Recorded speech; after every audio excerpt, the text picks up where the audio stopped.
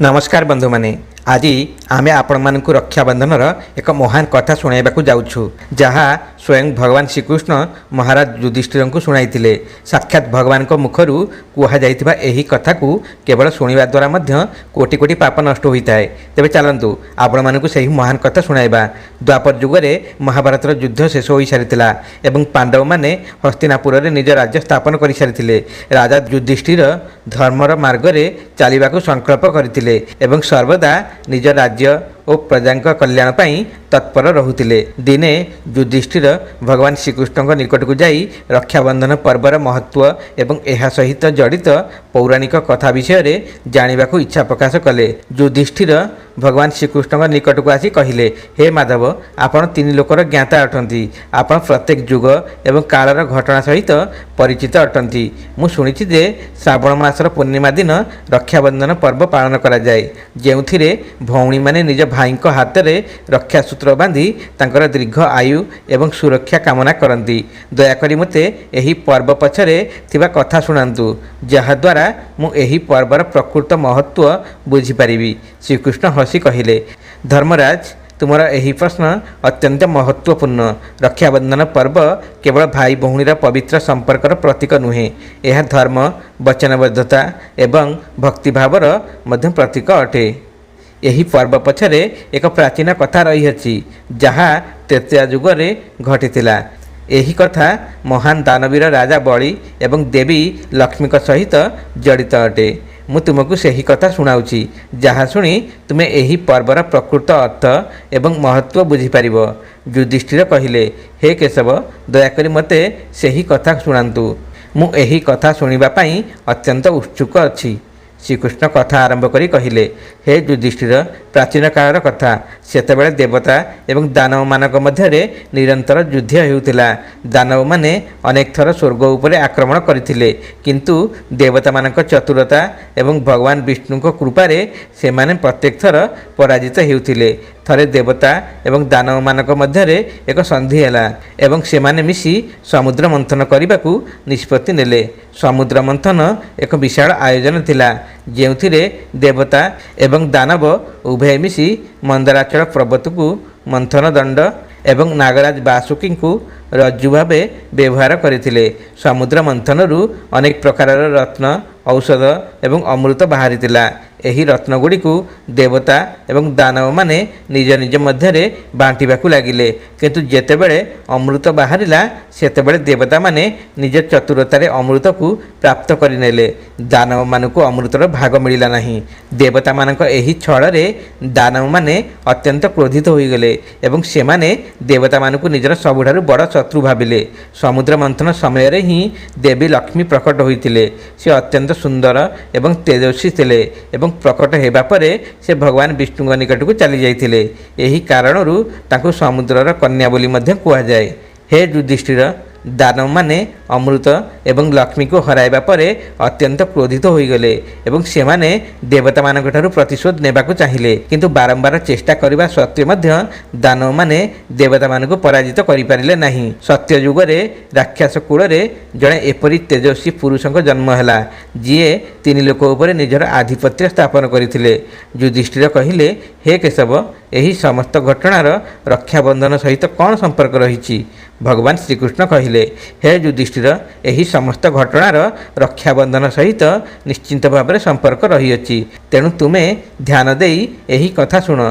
सत्य युगरे राक्षस कुल रे जड़े पराक्रमी, तेजस्वी एवं दयालु राजा जन्म होइतिला, जहाँक नाम थिला महाराज बलि। दानव कुल रे जन्म नेइथिले मध्य से अत्यंत धर्मप्रिय, दानवीर एवं ज्ञानी थिले। तांक भितरे दानव मानक भली कौनसी खराब गुण नथिला।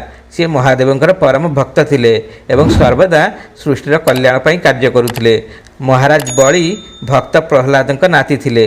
भक्त प्रहलाद स्वयं राक्षस राजा हिरण्यकशिपुंक पुत्र थिले, किंतु से भगवान विष्णुकर परम भक्त थिले। प्रहलाद संस्कार महाराज बलिंक मध्य रही। से निज पूर्वजମାନଙ୍କ भଳି धर्म एवं दानर मार्गरे चालुथिले। दिने महाराज बळी समग्र पृथ्वी उपरे निजर आधिपत्य स्थापन करने पाई 101टी यज्ञ करने को संकल्प कले। एही यज्ञ संपूर्ण होगा परे से स्वर्ग एवं पृथ्वी उपरे निजर आधिपत्य स्थापन करदेवे बोली देवता माने भाविले। यही घटना रे देवता माने अत्यंत भयभीत हो गले एवं भाविबाकु लागिले जे यदि दानव माने अमृत पाई जाती तेबे सेमानकु रोकिबा असंभव होइजिव। देवता माने निजर चिंता नहीं भगवान विष्णु निकट को गले एवं प्रार्थना करी कहिले, हे प्रभु आमर रक्षा करंतु। दानव मानक राजा बळी महायज्ञ करुचंती। यदि से स्वर्ग उपर निजर आधिपत्य स्थापन कर दियंती तेबे सृष्टिर संतुलन नष्ट होइजिव। सेतेबेले भगवान विष्णु देवता मानकु कहिले, हे देवता माने तुमे चिंता कर नहीं, एबे मोर बामन अवतार नेबार समय निकट आसी जाइछि। तेणु मु निजे राजा बळींक निकट को जाई तुमर समस्यार समाधान करिवि। भगवान विष्णुक मुखरु एपरि कथा शुणी समस्त देवता प्रसन्न हेले एवं निज लोककु फेरीगले। एहापरे भगवान विष्णु जड़े बामन ब्राह्मणक रूप धारण करी धरालोकरे प्रकट हेले एवं जो स्थान रे राजा बळींक यज्ञ चलीथिला सेठारे जाई पहुँचिले। सेही स्थान रे महाराज बळी निज गुरु शुक्राचार्य सहित यज्ञ करुथिले। एही समय रे तांका यज्ञर अंतिम पर्याय चलीथिला। सेतेबेले भगवान विष्णु कहिले, हे राजन मु आपणक निकट को जन जाचक होई आसीछि। यदि आपण मोर जाचना पूरण करिवे तेबे मु आपणक प्रति कृतज्ञ रहिबि। राजा बळी निज द्वार रे आसीथिबा बामन ब्राह्मण को स्वागत करी कहिले, हे ब्राह्मण देव आपण जहाँ दान दक्षिणा चाहूचंती निसंकोचरे मागंतु, मु आपणको ताहा निश्चय प्रदान करिबि। एतिकी कही महाराज बळी यज्ञरू उठी बामन ब्राह्मणक निकट को गले। सेतेबेले बामन ब्राह्मण कहिले, हे राजन मते केवल 3 पाद भूमि आवश्यक जेउठारे मु यज्ञ करिवि। तेणु आपण मते सेतिकी भूमि दियंतु जेतिकी मु मोर 3 पादरे मापी पारिबि। राजा बळी हसी हसी कहिले, हे ब्राह्मण देव आपण केवल 3 पाद भूमि मागुचंती, आपण चाहिले समग्र पृथ्वी मागी पारिबे। 3 पाद भूमि मागी आपण मोर उपहास करुचंती। महाराज बळी गर्वर सहित कहिले, आपण मागी तो देखंतु, जदि मु आपनको दान देई न पारिबि तेबे मोर वचन मिथ्या होइजिव। बामन ब्राह्मण कहिले, हे राजन मनुष्य को जेतिकी आवश्यक केवल सेतिकी ही मागिबा उचित। आवश्यकता ठारू अधिक पाइले मनुष्यर तृष्णा आहुरी बढ़ी जाए। आपण तो समग्र पृथ्वी को निज अधीन रे नहीं सारिचंती, किंतु एथिरे आपणक तृष्णा शांत होइछि कि नहीं? एबे आपण को स्वर्गलोक उपर आधिपत्य दरकार। तेणु मनुष्यर जेतिकी आवश्यकता रही केवल सेतिकी ही मागिबा उचित। बामन ब्राह्मण कथा शुणी महाराज बळी को बहुत ग्लानि हैला। से विनम्रतार सहित कहले, हे ब्राह्मण देवता आपण बयस मोठार बहुत सान, किंतु आपण कथा ज्ञान रे परिपूर्ण। तेणु जदि आपण केवल 3 पाद भूमि मागुचंती तेबे मु आपनको ताहा प्रदान करुछि। एही समय रे शुक्राचार्य कहले, हे राजन एही बामन ब्राह्मण कौनसी देवता हटंती जी ब्राह्मण रूप धारण करी आसीचंती। तेणु बिना भावी चिंती दान देवार वचन दे तुम्हें बड़ भूल करुछ। महाराज बळी कहिले, हे गुरुवर यदि एही ब्राह्मण कौन देवता अटंती तेबे एहा मोर बड़ सौभाग्य जे मु देवता मानकु मध्य दान देउछि। मो द्वार को आसीथिबा कौनसी जाचक खाली हाथ रे फेरी जाऊ एहा मते कदापि स्वीकार नुहे। तेणु मु एही ब्राह्मण को निश्चय दान देवी। महाराज बळी कथा शुणी शुक्राचार्य क्रोधित होई सेही स्थानरु चलीगले। महाराज बळी बामन ब्राह्मण को कहिले, हे ब्राह्मण देवता आपणक जाचना अनुसार मु आपणको 3 पाद भूमि देवार वचन देउछि। जेमिति राजा बळी 3 पाद भूमि देवार वचन देले सेमिति बामन ब्राह्मण निजर प्रकृत रूप प्रकाश कले। भगवान विष्णु बामन अवतार रे प्रकट हेले एवं तांकर आकार एते विशाल होईगला जे से प्रथम पादरे स्वर्गलोक को मापी देले, द्वितीय पादरे समग्र पृथ्वी को मापी देले एवं तृतीय पाद पई जेतेबेले आउ कोनोसी स्थान बाकी रहिला नहीं सेतेबेले बामन भगवान राजा बळी को कहिले, हे राजा एबे मोर तृतीय पाद पई कोनोसी स्थान बाकी नहीं। तेणु तुमर वचन मिथ्या होईगला। राजा बळी बुझीगले जे एही ब्राह्मण कौन साधारण ब्राह्मण नुहंती बरं साक्षात भगवान विष्णु अटंती। से मुंड नुआई कहले, हे प्रभु मोर वचन केबे मिथ्या हेब नाही, तेणु आपण तृतीय पाद मो मुंड उपरे रखंतु। राजा बळी वचनर सम्मान रक्षा करी भगवान बामन निजर तृतीय पाद राजा बळी मस्तक उपरे रखिले। राजा बळी एही त्याग एवं दानवीरतारे भगवान विष्णु अत्यंत प्रसन्न हेले एवं निजर प्रकृत रूप प्रकाश कले। से बामन अवतारर रूप छाड़ी चतुर्भुज रूप धारण कले। से राजा बळी को आशीर्वाद दे कहिले, हे राजा बळी मु तुमर दानवीरता एवं भक्ति रे अत्यंत प्रसन्न अछि, तेणु मु तुमको वरदान देउछि। ଯେ ସାବର୍ଣ୍ଣୀ ମନନ୍ତରରେ ତୁମେ ଇନ୍ଦ୍ରପଦ ପ୍ରାପ୍ତ କରିବ। ବର୍ତ୍ତମାନେ ତୁମେ ପାତାଳ ଲୋକରେ ନିବାସ କରିବ। ଏହି ଆଶୀର୍ବାଦ ପାଇ ରାଜା ବଳି ଅତ୍ୟନ୍ତ ପ୍ରସନ୍ନ ହେଲେ ଏବଂ ସେ ପାତାଳ ଲୋକରେ ନିବାସ କରିବାକୁ ଚାଲିଗଲେ। ପାତାଳ ଲୋକରେ ସେ ଭଗବାନ ବିଷ୍ଣୁଙ୍କ ଭକ୍ତି ଏବଂ ତପସ୍ୟା ଆରମ୍ଭ କଲେ। ପାତାଳ ଲୋକରେ ରାଜା ବଳି ଭଗବାନ ବିଷ୍ଣୁଙ୍କ ଭକ୍ତିରେ ଲୀନ ହୋଇ ତାଙ୍କର ପ୍ରସନ୍ନତା ଲାଭ କରିବାକୁ ଲାଗିଲେ। ସେ ଅନ୍ନ ଏବଂ ଜଳ ତ୍ୟାଗ କରି କେବଳ ଭଗବାନ ବିଷ୍ଣୁଙ୍କ ସ୍ମରଣ କରି କଠୋର ତପସ୍ୟାରେ ଲୀନ ହୋଇଗଲେ। ତାଙ୍କର ତପସ୍ୟାରେ ତିନି ଲୋକରେ ହଲଚଲ ସୃଷ୍ଟି ହେଲା ଏବଂ ଦେବତାମାନେ ମଧ୍ୟ ତାଙ୍କର ତପସ୍ୟାରେ ପ୍ରଭାବିତ ହେଲେ।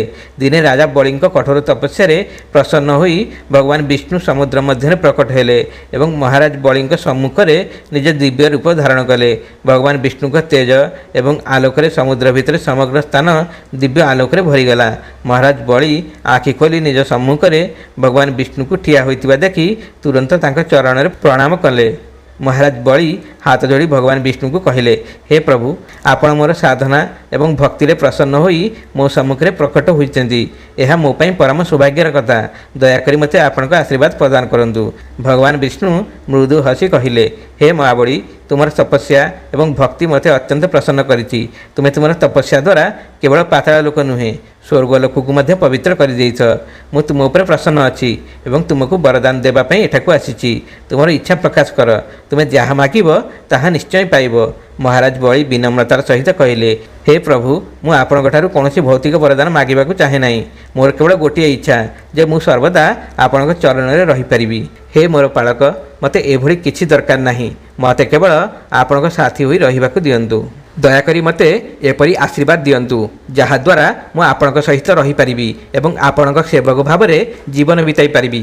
ଭଗବାନ ବିଷ୍ଣୁ ମହାରାଜ ବଳିଙ୍କ ଭକ୍ତି ଏବଂ ସମର୍ପଣରେ ଅତ୍ୟନ୍ତ ପ୍ରଭାବିତ ହୋଇ କହିଲେ, ହେ ବଳି, ତୁମର ଏହି ବିନମ୍ରତା ଏବଂ ଭକ୍ତି ଅନୁକରଣୀୟ ଅଟେ। ତୁମେ ଯାହା ମାଗିଛ ତାହା ତୁମର ମହାନ ଚରିତ୍ରର ପ୍ରମାଣ ଅଟେ। ମୁଁ ତୁମର ଇଚ୍ଛା ପୂରଣ କରିବି। ମୁଁ ତୁମ ସହିତ ପାତାଳ ଲୋକରେ ନିବାସ କରିବି ଏବଂ ତୁମେ ମୋତେ ସର୍ବଦା ନିଜ ପାଖରେ ପାଇବ। ମହାରାଜ ବଳି ଭଗବାନ ବିଷ୍ଣୁଙ୍କୁ କହିଲେ, ହେ ପ୍ରଭୁ, ଆପଣ ସମୁଦ୍ର ଭିତରେ ପ୍ରକଟ ହୋଇଛନ୍ତି। ଏହା ସୂଚିତ କରୁଛି ଯେ ଆପଣ ସୃଷ୍ଟିର ପ୍ରତ୍ୟେକ ଅଂଶରେ ବ୍ୟାପ୍ତ ଅଛନ୍ତି। ଆପଣଙ୍କ ସହିତ ପାତାଳ ଲୋକରେ ନିବାସ କରିବା ମୋ ପାଇଁ ଅତ୍ୟନ୍ତ ଗର୍ବର କଥା ହେବ। ମୁଁ ଆପଣଙ୍କ ଏହି ବରଦାନ ପାଇଁ ସର୍ବଦା କୃତଜ୍ଞ ରହିବି। ଭଗବାନ ବିଷ୍ଣୁ ହସି ହସି କହିଲେ, ହେ ବଳି, ତୁମର ଏହି ଭାବନା ମୋତେ ଅତ୍ୟନ୍ତ ପ୍ରିୟ। ମୁଁ ସର୍ବଦା ତୁମ ସହିତ ରହିବି ଏବଂ ତୁମର ଭକ୍ତିର ଆନନ୍ଦ ନେବି। ତୁମର ସେବାରେ ମୁଁ ସର୍ବଦା ପ୍ରସନ୍ନ ରହିବି ଏବଂ ଯେଉଁଦିନ ମୋର ପତ୍ନୀ ଲକ୍ଷ୍ମୀ, ଯିଏ ସମୁଦ୍ରର କନ୍ୟା, ତୁମକୁ ନିଜ ବଚନରେ ବାନ୍ଧିବେ, ସେହିଦିନ ତୁମେ ମୋତେ ତାଙ୍କ ହାତରେ ସମର୍ପଣ କରିଦେବ ଏବଂ ତାହାପରେ ମୁଁ ବୈକୁଣ୍ଠକୁ ଫେରିଯିବି। ମହାରାଜ ବଳି ଭଗବାନ ବିଷ୍ଣୁଙ୍କ ଚରଣରେ ମୁଣ୍ଡ ନୁଆହିଁ କହିଥିଲେ, ହେ ପ୍ରଭୁ, ଆପଣ ମୋତେ ଯେଉଁ ବରଦାନ ଦେଇଛନ୍ତି ତାହା ମୋର କଳ୍ପନା ଠାରୁ ମଧ୍ୟ ଅଧିକ ଅଟେ। ଆପଣ ମୋତେ ନିଜର ସେବକ ହେବାର ସୁଯୋଗ ଦେଇଥିବାରୁ ମୁଁ ଆପଣଙ୍କ ପ୍ରତି କୃତଜ୍ଞ ଅଟେ। ମୁଁ ସର୍ବଦା ଆପଣଙ୍କ ସେବାରେ ତତ୍ପର ରହିବି ଏବଂ ଆପଣଙ୍କ ଚରଣରେ ନିବାସ କରିବି। ଭଗବାନ ବିଷ୍ଣୁ ମହାରାଜ ବଳିଙ୍କୁ ଆଶୀର୍ବାଦ ଦେଇ କହିଲେ, ହେ ବଳି, ତୁମେ ସର୍ବଦା ଧର୍ମର ମାର୍ଗରେ ଚାଲିବ, କାରଣ ଧର୍ମ ହିଁ ତୁମର ଶକ୍ତିର ଉତ୍ସ ଅଟେ। ତୁମର ଭକ୍ତି ଏବଂ ତ୍ୟାଗରେ ମୁଁ ସର୍ବଦା ପ୍ରସନ୍ନ ରହିବି। ଏହାପରେ ଭଗବାନ ବିଷ୍ଣୁ ମହାରାଜ ବଳିଙ୍କୁ ଆଶୀର୍ବାଦ ଦେଇ ପାତାଳ ଲୋକରେ ନିବାସ କଲେ ଏବଂ ମହାରାଜ ବଳି ତାଙ୍କୁ ସର୍ବଦା ନିଜ ପାଖରେ ପାଇଲେ, ଯାହାଫଳରେ ତାଙ୍କ ହୃଦୟ ଆନନ୍ଦରେ ଭରିଗଲା। ଏପଟେ ଭଗବାନ ବିଷ୍ଣୁଙ୍କ ଅନୁପସ୍ଥିତିରେ ଦେବୀ ଲକ୍ଷ୍ମୀ ଚିନ୍ତିତ ହୋଇଗଲେ। ତେଣୁ ଦେବୀ ଲକ୍ଷ୍ମୀ ବୈକୁଣ୍ଠର ଦ୍ୱାରପାଳମାନଙ୍କ ନିକଟକୁ ଚାଲିଗଲେ। ଦେବୀ ଲକ୍ଷ୍ମୀଙ୍କୁ ଦେଖି ଦ୍ୱାରପାଳମାନେ ତାଙ୍କୁ ପ୍ରଣାମ କଲେ। ଦେବୀ ଲକ୍ଷ୍ମୀ ସେମାନଙ୍କୁ ପଚାରିଲେ, ହେ ପାର୍ଷଦମାନେ, ଭଗବାନ ବିଷ୍ଣୁ କେଉଁଠାକୁ ଯାଇଛନ୍ତି, ତୁମେମାନେ ଖୋଜି ତାଙ୍କ ବିଷୟରେ ଜାଣିଆସ। ଦ୍ୱାରପାଳମାନେ କହିଲେ, ହେ ମାତା, ପ୍ରଭୁ ପାତାଳ ଲୋକରେ ମହାରାଜ ବଳିଙ୍କ ନିକଟରେ ନିବାସ କରୁଛନ୍ତି। ସେ ମହାରାଜ ବଳିଙ୍କୁ ଏହି ବରଦାନ ଦେଇଅଛନ୍ତି ଯେ ସିଏ ବର୍ତ୍ତମାନେ ପାତାଳ ଲୋକରେ ତାଙ୍କ ସହିତ ନିବାସ କରିବେ। ଏହା ଶୁଣି ଦେବୀ ଲକ୍ଷ୍ମୀ ଅତ୍ୟନ୍ତ ଦୁଃଖିତ ହୋଇଗଲେ ଏବଂ ଏହି ସମସ୍ୟାର ମୁକ୍ତି ପାଇବା ପାଇଁ ଦେବାଦିଦେବ ମହାଦେବଙ୍କ ନିକଟକୁ ଯିବାକୁ ନିଷ୍ପତ୍ତି ନେଲେ। ମାତା ଲକ୍ଷ୍ମୀ ଭଗବାନ ଶିବଙ୍କ ନିବାସ ସ୍ଥଳ କୈଳାସରେ ପହଞ୍ଚିଲେ, ଯେଉଁଠାରେ ମହାଦେବ ଏବଂ ଦେବୀ ପାର୍ବତୀ ବସିଥିଲେ। ସେଠାରେ ପହଞ୍ଚି ଦେବୀ ଲକ୍ଷ୍ମୀ ମହାଦେବଙ୍କୁ ପ୍ରଣାମ କଲେ। ଭଗବାନ ଶିବ ହସି କହିଲେ, ହେ ଦେବୀ ଲକ୍ଷ୍ମୀ, ଆପଣ ସ୍ୱୟଂ ଶକ୍ତି ଏବଂ ସମ୍ପତ୍ତିର ଦେବୀ, ତଥାପି ଏହି ସମୟରେ ଆପଣ ଦୁଃଖିତ କାହିଁକି? କେଉଁ କାରଣ ଆପଣଙ୍କୁ ଏଠାକୁ ଆଣିଛି?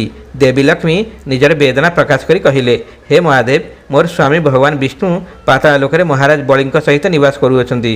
ତାଙ୍କ ବିରହରେ ମୋର ହୃଦୟ ବ୍ୟାକୁଳ ହୋଇଯାଇଛି। ମୁଁ ଚାହୁଁଅଛି ଯେ ସେ ବୈକୁଣ୍ଠକୁ ଫେରି ଆସନ୍ତୁ, କିନ୍ତୁ ମହାରାଜ ବଳିଙ୍କ ବଚନ ଏବଂ ଭକ୍ତି କାରଣରୁ ମୁଁ ତାଙ୍କୁ କିପରି ଫେରାଇ ଆଣିବି ତାହା ବୁଝିପାରୁନାହିଁ। ଦୟାକରି ମୋତେ ଏହି ସମସ୍ୟାର ସମାଧାନ କୁହନ୍ତୁ।